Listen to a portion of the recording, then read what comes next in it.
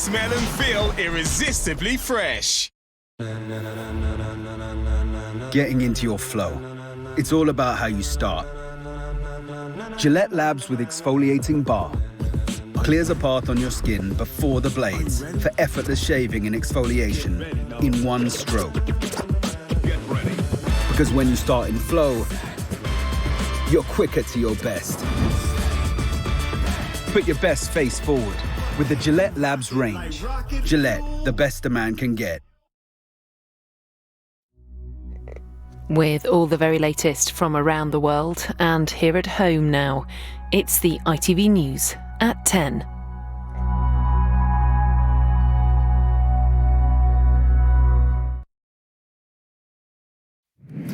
It is unprecedented and really quite frightening. Today was so hot that wildfires spread from fields to burn houses to the ground.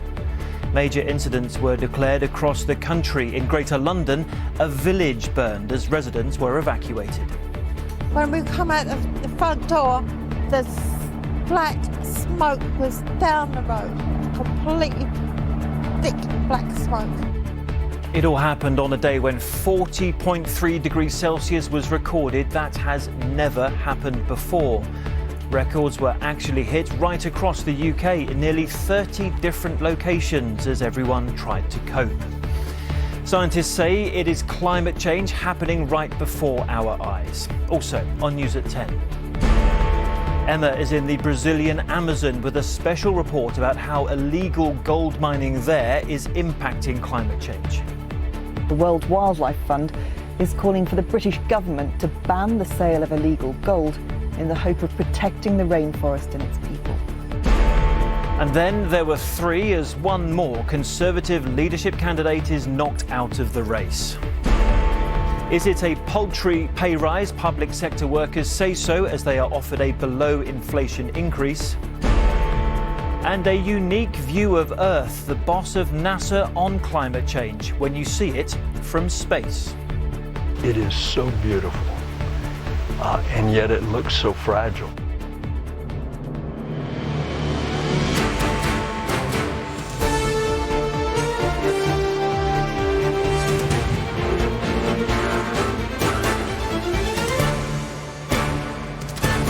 This is ITV News at 10 with Chris Shipp. Hello, good evening. For decades now, climate change scientists have warned of the dangers for dozens of homes in Britain tonight. It already is. Temperatures nudged beyond the 40-degree mark for the first time in the UK's history. Records were broken and houses were destroyed by wildfires coursing across parched fields and countryside. They broke out on the edge of suburban East London and in Barnsley and Sheffield in Yorkshire. The town of Coningsby in Lincolnshire, already famous for the nearby RAF base, entered the history books with a UK record temperature of 40.3 degrees Celsius. Scotland had its own hottest day. In the Borders, it was nearly 2 degrees warmer than it's ever been before. Britain has been burning up. On a day that has seared itself into this nation's memory, flames that are a towering monument to the intense heat. Twin blazes straddled the north and south banks of the River Thames to the east of the capital. This is the village of Wennington, where more than 100 firefighters attempted to bring the flames under control. Local residents could only watch and wonder as house after house was destroyed, and others told stories of lucky escapes. And I've only just made it. The flames were coming towards me up Church Lane, so I've ran as fast as I could with the flames behind me. I've got to the end of Church Lane, you have to go left or right. I realised then the fields either side were on fire, so then I had to run faster, parallel to it. Great is the relief of those safe from the flames, many ordered to evacuate by police. Banging on the door, out, get out right now. When we come out of the front door, the black smoke was down the road, completely thick black smoke. The relentless sun was at least blocked out for a while, but only by thick clouds of black smoke. 21 of the people evacuated from the village have been brought to this hotel right behind me, while a cordon still remains in place as firefighters try to bring under control the flames some residents say have encircled their village. Close by, London baked. The city's stretched emergency services declared a major incident. Because of the unprecedented heat that we're currently facing, all of the emergency services are currently under significant pressure and answering a number of 999 calls. The London Fire Brigade in particular is dealing with a number of large-scale incidents spread right across the capital and assisting partners in the home counties as well. Tinder dry land and scorched earth a few miles to the south in Kent. And the same devastating result. A serious fire on Dartford Heath threatened traffic on the A2, where motorists were warned to take alternative, safer routes.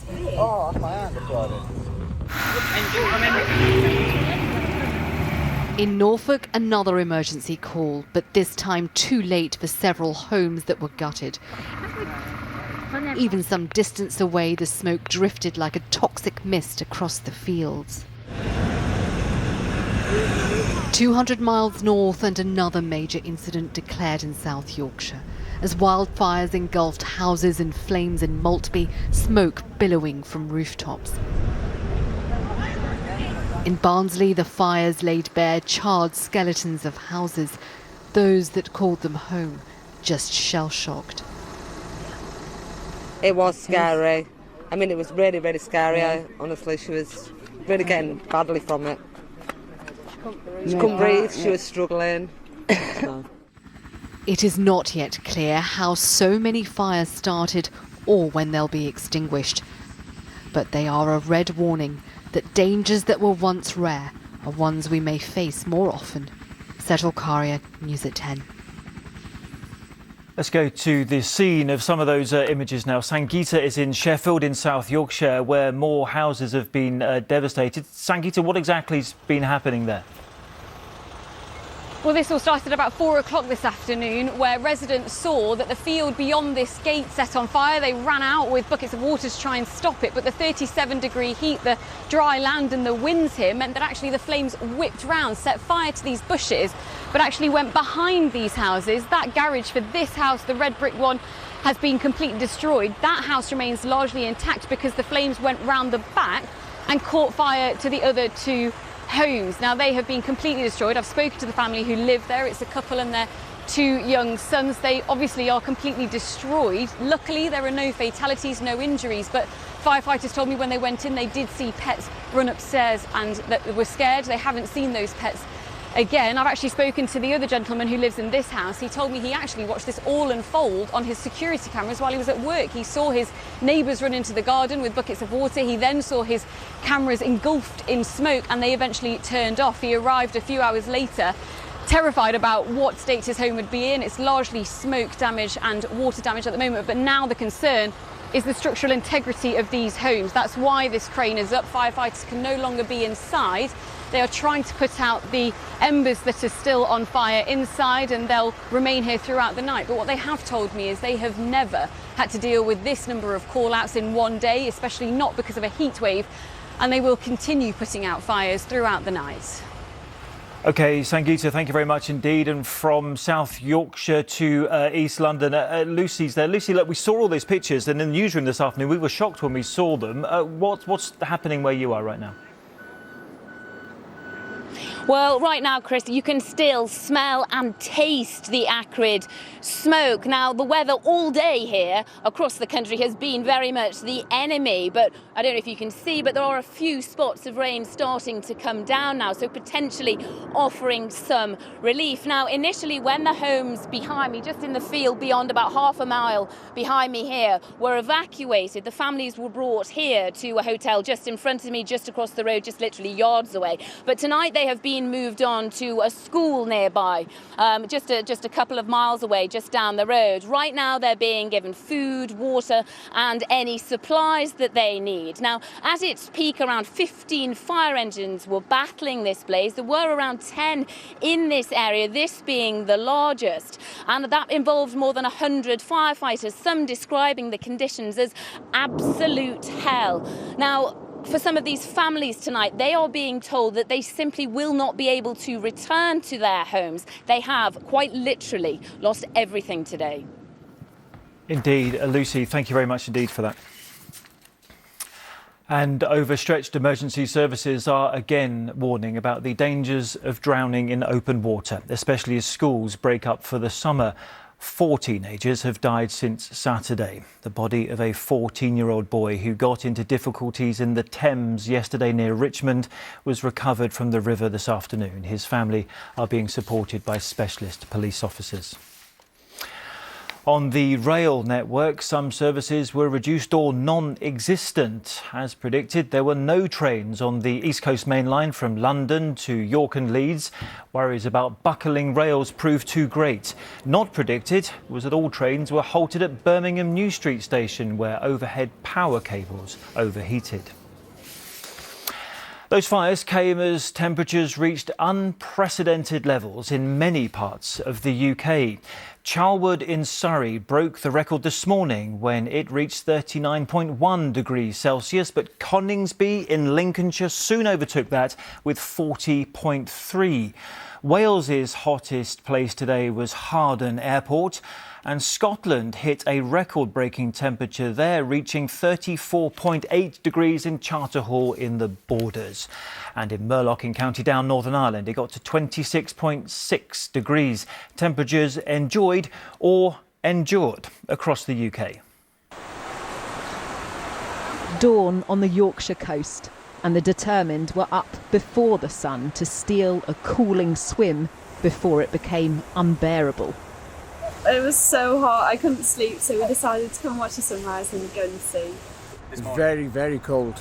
A lot colder than we expected. God, I just wait to start the morning after a proper hot night.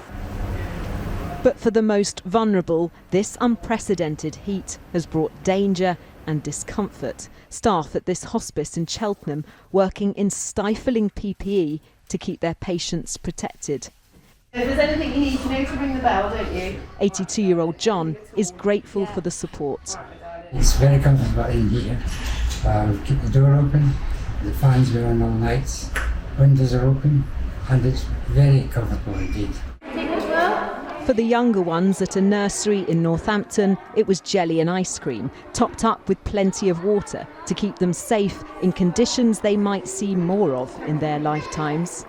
We're making sure they drink plenty, we've got loose clothing on, sun creams, sun hats. We're looking to make sure that they're not acting out of character, temperatures, so we're doing regular temperature checks and just keeping a really close eye and monitoring it kind of hour by hour really. At Northamptonshire County Cricket Club, they had to brave the heat, but play was scaled back. Cricket is a summer game, but they're more used to being rained off than coping with these conditions. Today's fixture has had to be cut short to give players and fans some respite.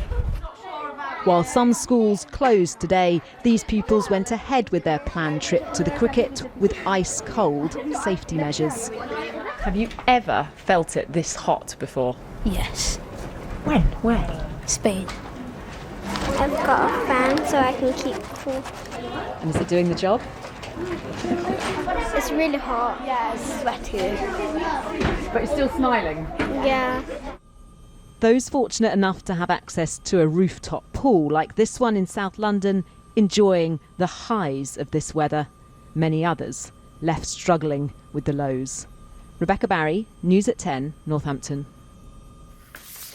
Now, the causes of global warming which underlies extreme weather like today's are many and varied, but it's often said that the rainforests of the Amazon act as the lungs of the world. So having the equivalent of a 60-a-day man in charge of those lungs in the shape of Brazil's President Bolsonaro is affecting the health of our planet. On his watch, an illegal gold rush is going on. Trees are being felled so mines can be sunk.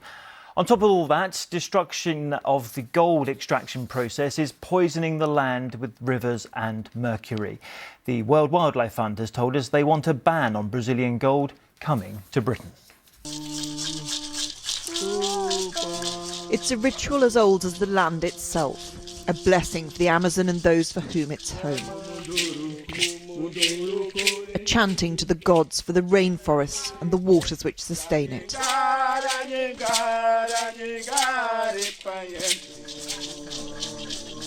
Yet the protection they seek for now and for the generations ahead is from a man-made threat which threatens us all. The Amazon is disappearing. Much of it is being cut down in the quest for gold.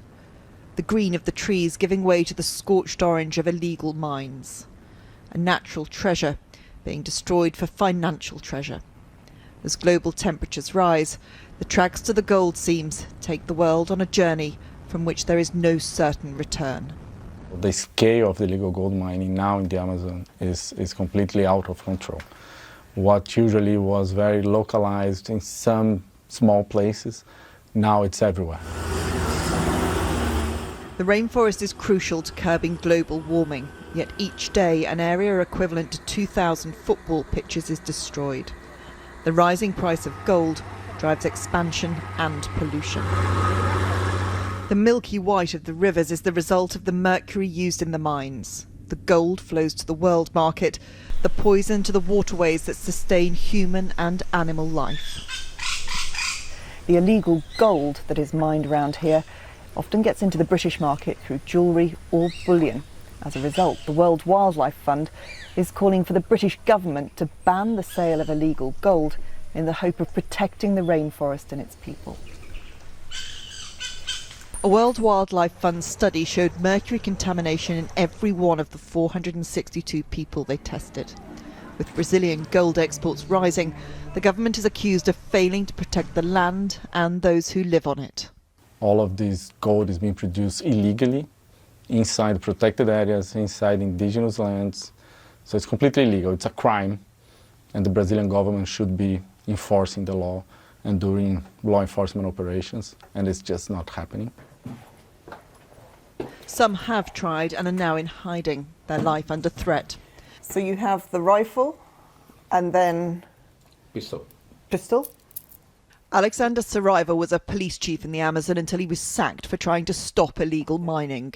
O governo federal tem discurso de incentivo à atividade, principalmente garimpeira. O que para mim é uma grande contradição em termos lógicos, porque nenhum governo gosta de uma atividade que não paga impostos. E o garimpo ilegal não paga impostos. A única possibilidade de um governo apoiar uma atividade ilegal é se ele estiver recebendo alguma quantia de forma pessoal. Laudeco's family has fished here for generations. As the mines spread, the fish began to die. Then many in the local community began to show signs of mercury poisoning, a decline in cognitive function and other serious health issues. Nós, população da Amazônia, nós indígenas, nós não conseguimos viver sem os rios. Laudeco's family believe the mercury has already robbed them of one life. His daughter miscarried and they discovered her husband had high levels of contamination in his body. She stopped eating fish when she became pregnant again. Eu que sou mãe, né, eu já tive que começar a pensar sobre isso, além de ter esse cuidado com a minha alimentação e pensar também para o futuro da minha filha. Será que ela ainda vai comer o peixe que o avô dela está pescando? Only the few will wear the gold that is destroying the rainforest. The many will live with its consequences. Emma Murphy, News at 10 in the Amazon. And Emma is still in Brazil. As you can see, Emma, I think what's striking from your report there is the damage you've seen really does have an impact everywhere, right across the world.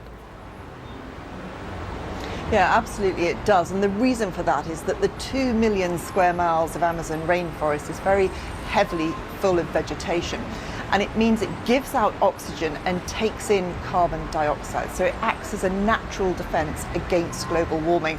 When the trees get cut down, it becomes less efficient.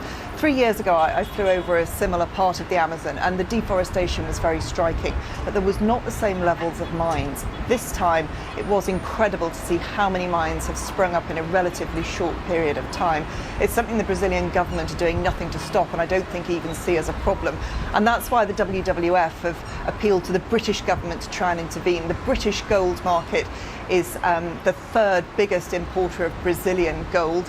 That gold is 50% mined in these illegal mines. So the hope is that if the British government will try and intervene, it will contract the market, and that might well reduce the number of mines that are being built here. The Amazon may feel a really long way away and extremely remote, but the reality is that any damage done in the Amazon is felt all around the world. OK, Emma, thank you very much for that. Back here now and to that ongoing Conservative leadership race, and it might be hard to avoid sporting metaphor sometimes, but the three runners still in it, Rishi Sunak, Penny Mordaunt and Liz Truss, are bunching slightly as they come off the final bend. Kemi Badenoch dropped out today with the fewest number of supporters. So what will happen to her 59 MPs? Meanwhile, accusations of skullduggery and lending votes are being denied. With their slick videos and polished lines, candidates came forward to be the next Prime Minister. Tory MPs have whittled them down, one by one, to three. Rishi Sunak reminding us of his Brexit credentials. Penny Mordaunt on winning a marginal seat. Liz Truss saying she has the record of delivery. The results came, as usual, from the closest we have to a celebrity in Westminster. Good afternoon. Nearly there. Sir Graham Brady. This time, Rishi Sunak only gained 3 votes to 118. Penny Mordaunt jumped 10 to 92, with Liz Truss hot on her heels up 15 to 86. Kemi Badenoch went up just 1 to 59 and was out. The remaining 3 candidates will proceed to a final ballot of the Parliamentary Party tomorrow. The result represents clear momentum for Liz Truss, explaining this big smile from her campaign manager. So I think one of the attractions of Liz in terms of being a minister is that she is based on evidence, she has good instincts and she makes decisions. In terms of being a friend, she is fun to be with, she's part of a loving family, and I have to say she's one of my closest friendships in life. What about Penny Mordaunt, also vying for second place? Have personal attacks hurt her?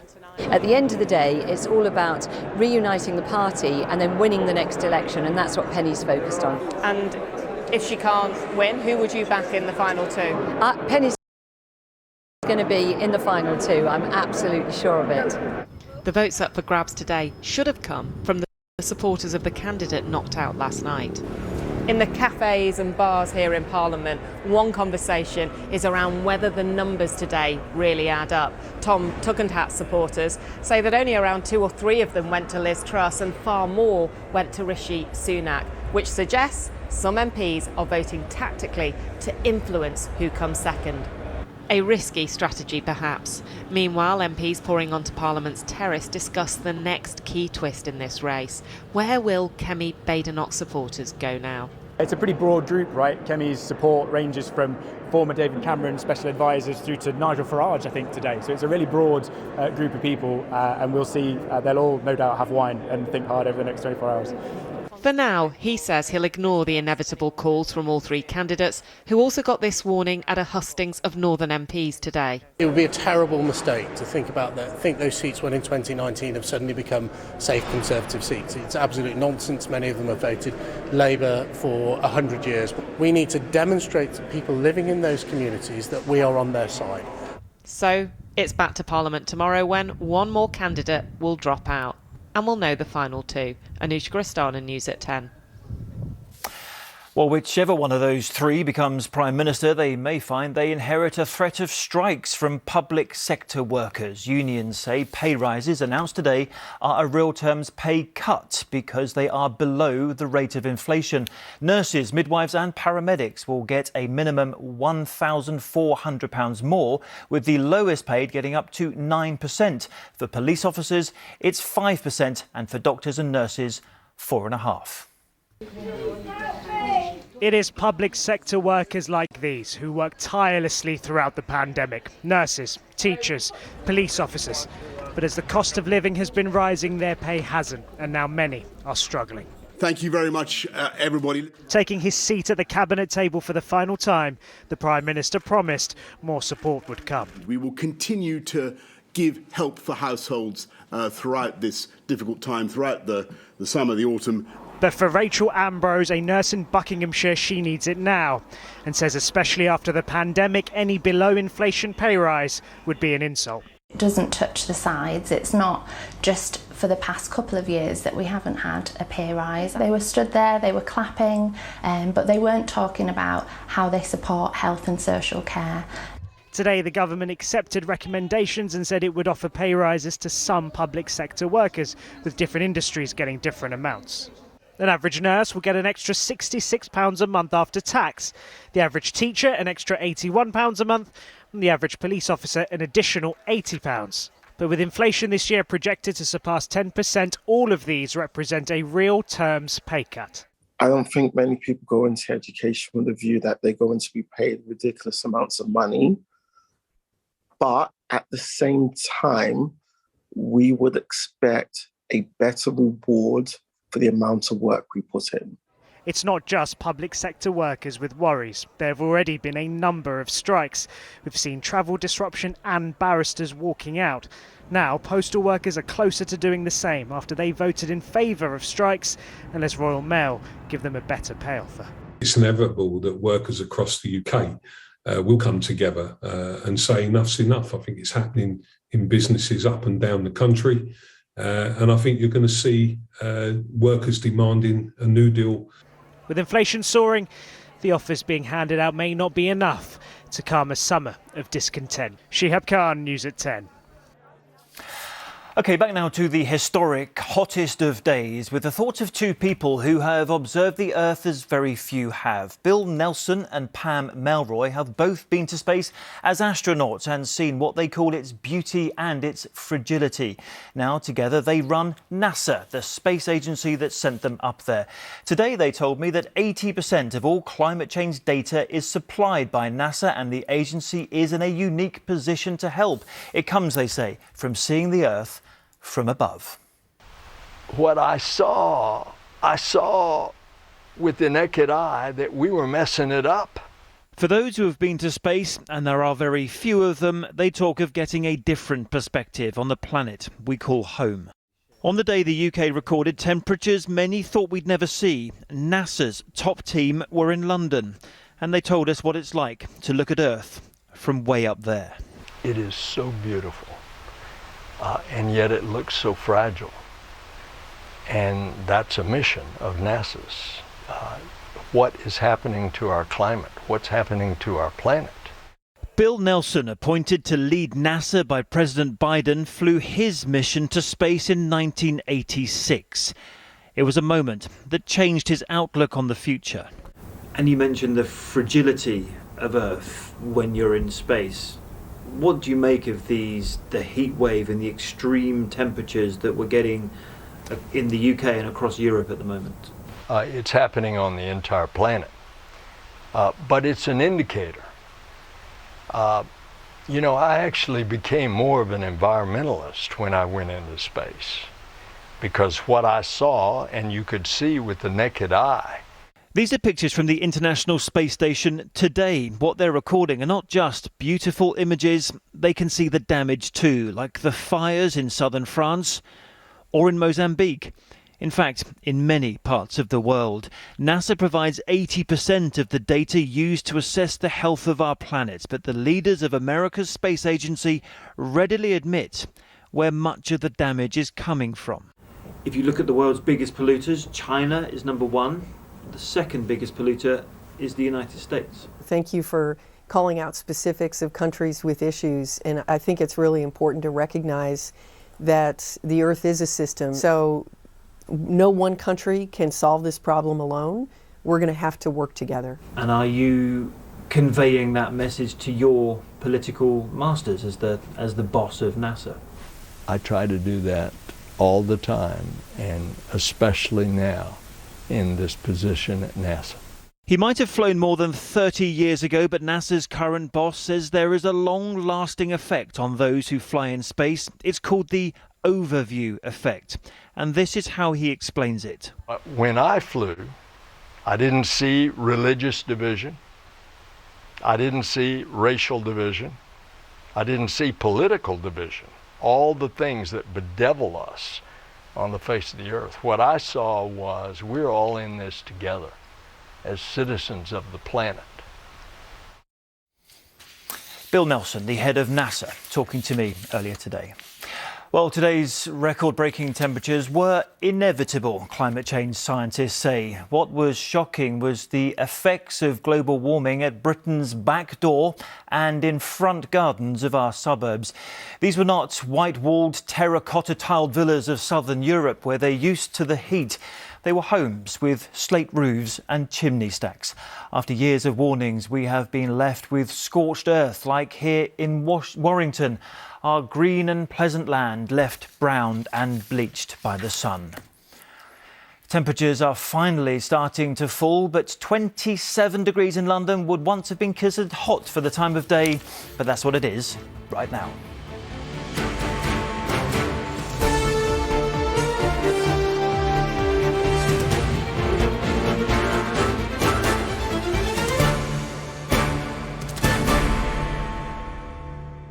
Tomorrow, as the UK finally starts to cool, the Tory leadership contest is hotting up. Good Morning Britain talks to politicians and policymakers about the three-horse race to number 10. And who's to be or not to be? Sir Ian McKellen joins us live to discuss playing Hamlet. Tomorrow from 6. Everywhere will be lovely and warm today. You might even be tempted to go for a dip. Heinz Seriously Good Mayonnaise sponsors ITV National Weather. It's been an historical hot day. Widespread intensive heat. Temperatures have topped 40 degrees, our hottest day on record for the UK. Scotland also saw their record broken, close to 35 degrees in the Scottish borders, and temperatures exceeded 40 degrees at both Heathrow in Greater London and Coningsby in Lincolnshire. A more comfortable night ahead with fresher conditions for parts of Western Scotland and Northern Ireland. For the rest of us, a remarkably mild night again, quite stuffy and restless for sleeping. Not quite the temperatures of last night, but certainly very stuffy and warm across the east where we saw the highest temperatures today. They don't slide too far again tonight. And tomorrow, quite a different setup, more typical conditions for the time of year, more bearable and manageable for the vast majority. Some high level cloud. The thicker cloud will produce some heavier, slow moving thundery downpours, and across the southeast hotting up once more, close to 29 or 30 degrees here. See you soon. Heinz Seriously Good Mayonnaise sponsors ITV National Weather.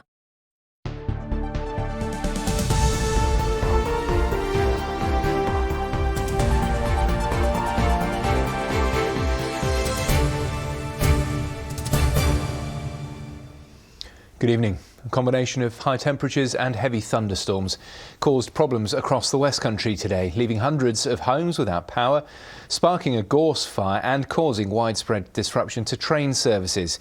Meanwhile, Devon and Somerset Fire Service say they've responded to significantly more fires over the last 2 days compared to the same time last year.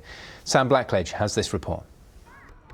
It's the final few days of the summer term and time to ditch the heavy woolen jumpers, enjoy the sunshine, but also think about where this extreme heat has come from and what it means for the planet.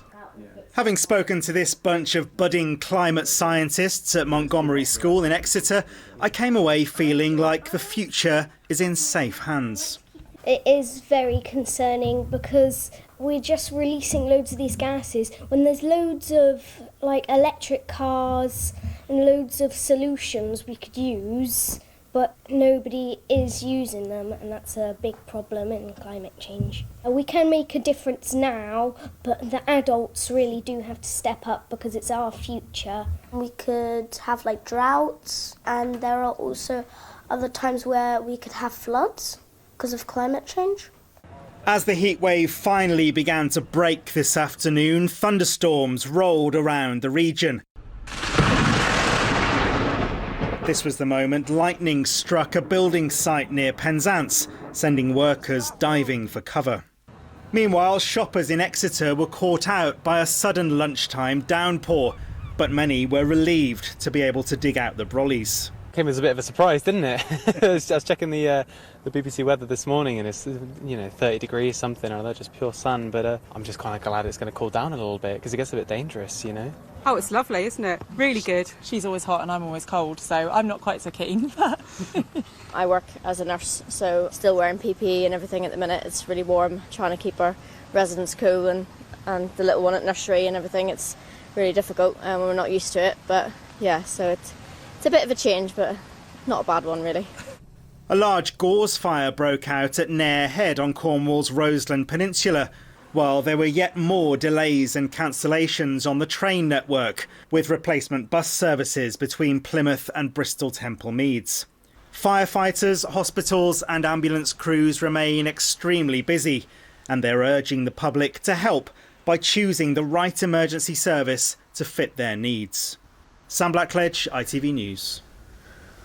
Well, meanwhile, Exmouth Beach was closed to swimmers for most of the day today due to a suspected pollution incident following the discovery of a large patch of black and foul-smelling sand. Our reporter Richard Lawrence sent this report from Exmouth Beach a little earlier this evening. Well, the exact cause of the incident is still being investigated. It has been a very quiet evening here on Exmouth Beach, and it was even quieter here during the day. The lifeguards in the distance there have been just watching over the beach. At 11 o'clock this morning, they were told to put out red flags right along the coastline here, advising people not to enter the water at all because of the possible pollution incident. And it followed reports of an area of thick black sand near the rocks there.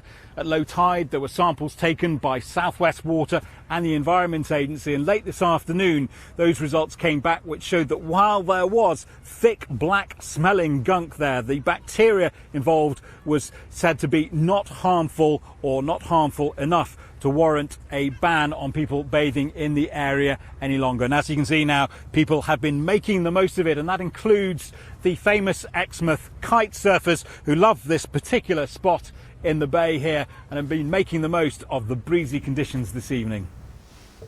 Richard Lawrence reporting there from Exmouth. Elsewhere in the region, a baby born prematurely while her parents were on holiday is tonight being flown back to Devon after 3 weeks in intensive care. Molly Clitheroe was born 16 weeks early while her family from Columpton were in Cyprus. Molly's being brought home in a private jet specially equipped with an incubator.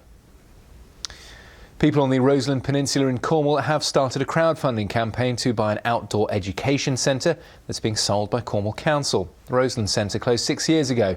The charity has already secured £80,000 in pledges, but needs a further £40,000 to complete the deal. Now, there were plenty of showers and sunny spells today for the Duke and Duchess of Cornwall as they continued their tour of the Duchy in Launceston and Charlestown. The royal couple got very wet as they started the day together at Launceston Market before the Duchess visited Charlestown Primary School. Grace Pascoe reports. It was brollies up as the rain came down in Launceston today for the Prince of Wales and the Duchess of Cornwall. But it didn't stop the crowds from packing out Market Square to get a glimpse of the royal couple. Hundreds of local school children performed the new Lanson dance for the first time, with the added pressure of performing before royalty. Meeting Prince Charles and Camilla, that was incredible. It's been such a privilege and such an honour, and just so exciting as well, to work with so many schools and to create a community event with a royal debut. Charlestown Primary School were the next to get a royal visitor. The Duchess stopped by to meet silver readers